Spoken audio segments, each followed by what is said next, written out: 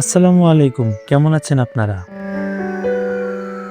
গত ভিডিওতে দেখিয়েছিলাম কোথায় কোথায় গর্ত করা হবে, কোথায় কোথায় বেজ হবে। সেই বেজের জন্য মাটি কাটা শুরু হয়েছিল।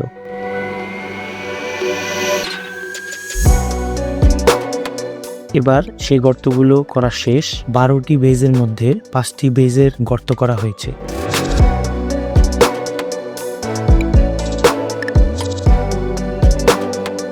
সেখানে বালু দিয়ে একটি বেড বানানো হয়। ইটের উপরে বালু এত সুন্দর করে দেওয়া হয়েছে যাতে করে আমার বেজ মাটির ভিতরে ঢুকে না যায়।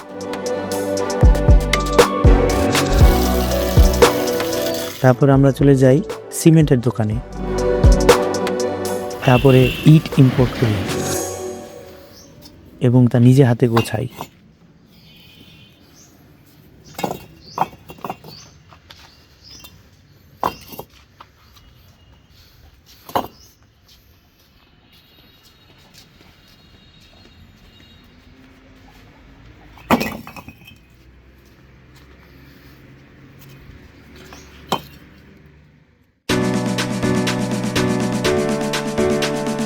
রডের দোকান থেকে রড কিনে নিয়ে আসি। রডের ব্র্যান্ড BSRM।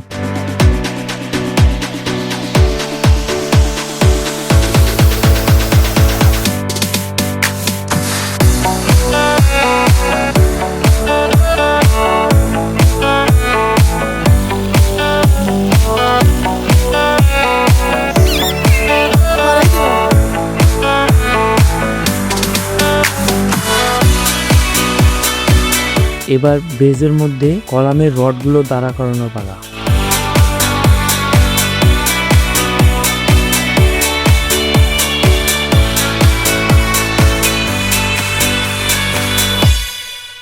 কিউরিং করতে হয়েছে দিনে রাতে। লাল বালু,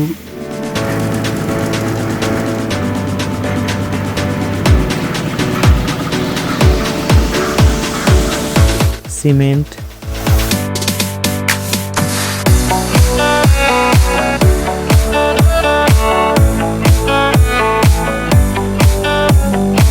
প্রথম মিক্সচারটি দেওয়া হয় আমাদের কাছে।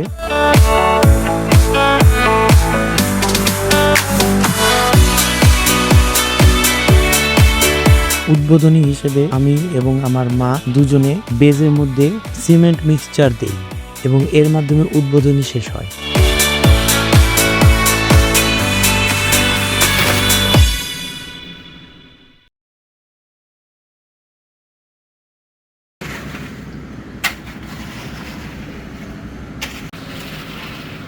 ওই তো ইঞ্জিনিয়ার সাহেব বসে বসে কাজ দেখছে।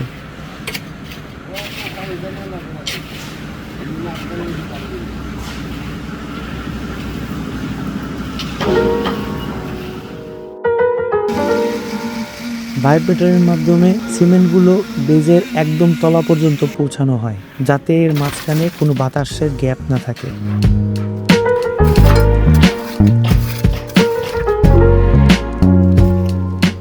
শেষে সিমেন্টের পানি দিয়ে একটি প্রলেপ দেওয়া হয়।